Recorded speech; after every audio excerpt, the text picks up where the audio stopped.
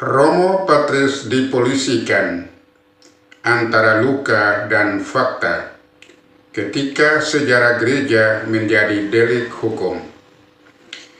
Dalam masyarakat demokratis, diskursus sejarah keagamaan idealnya menjadi ruang untuk klarifikasi dan pembelajaran bersama.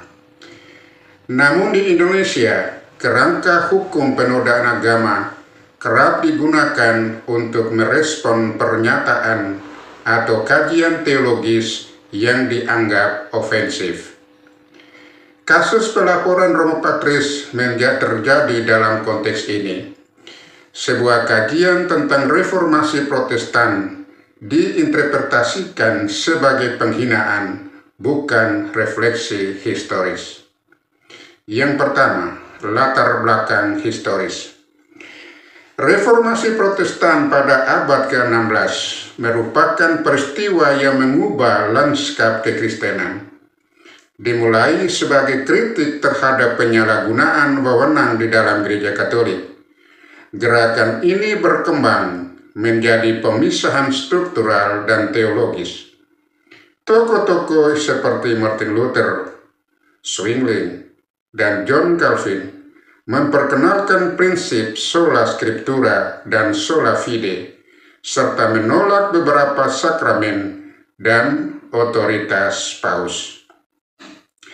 Bagi gereja Katolik, reformasi adalah sekaligus panggilan untuk pembaharuan dan juga sumber perpecahan tubuh Kristus.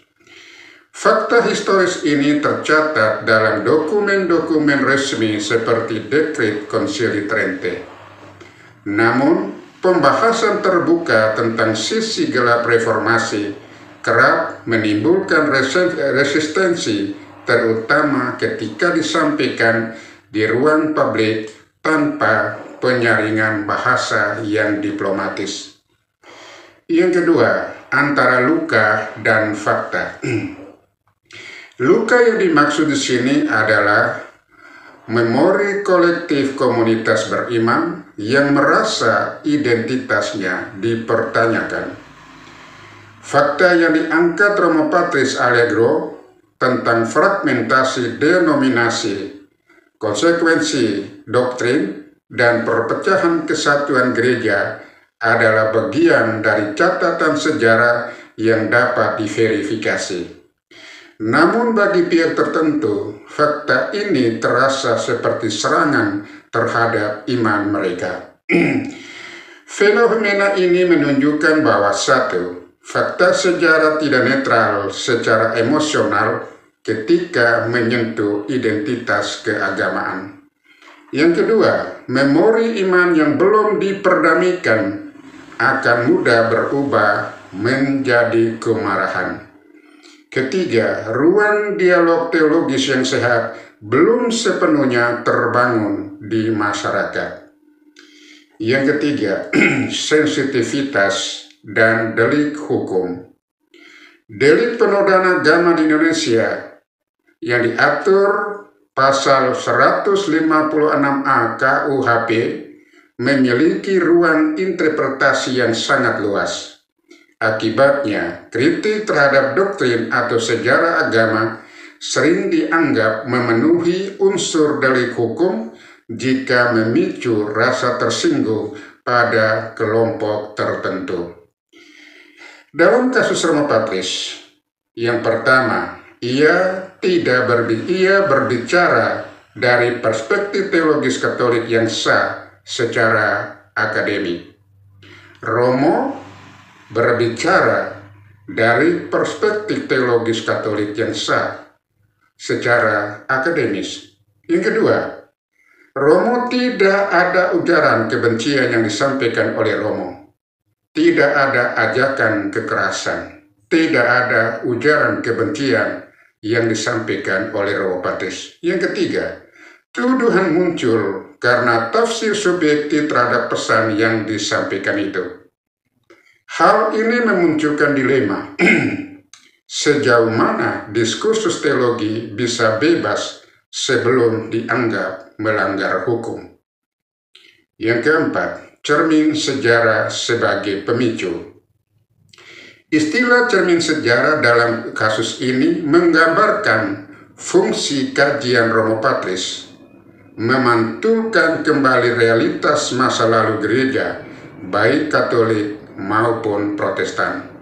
Namun, cermin itu membuat sebagian orang marah karena satu, menampilkan sisi yang tidak diinginkan. Yang kedua, mempertanyakan narasi yang sudah mapan di dalam komunitas tertentu. Yang ketiga, menggugah kesadaran akan perpecahan yang belum selesai. Dalam teori komunikasi konflik, ini merupakan ancaman terhadap identitas ketika informasi dianggap mengancam harga diri kelompok. Yang kelima, implikasi akademik dan pastoral. Kasus ini mengandung dua pelajaran utama. Yang pertama, dalam bidang akademis, kebenaran sejarah harus tetap disampaikan, namun dengan metodologi dan bahasa yang membangun jembatan, bukan tembok. Itu dilihat dari sudut akademis. Yang kedua, dilihat dari sudut pastoral. Penyembuhan luka sejarah gereja memerlukan proses rekonsiliasi lintas denominasi, bukan penegasan perbedaan yang memicu defensif. Yang keenam, penutup. Kasus Romo Patris menunjukkan bahwa di Indonesia, sejarah gereja dapat menjadi delik hukum ketika sensitivitas mengalahkan nalar yang sehat. Cermin sejarah tidak melukai, tetapi ia menyingkap luka yang belum diobati. Jika kita terus menutup mata terhadap fakta karena takut tersinggung, maka rekonsiliasi Kristiani hanya akan menjadi jargon tanpa realisasi. Kebenaran tidak untuk dijadikan senjata, tetapi untuk menyembuhkan. Namun kebenaran tetap harus diucapkan meskipun ada yang memilih menutup telinga karena tidak sanggup mendengar. Semoga Tuhan memberkati kita semua. Amin.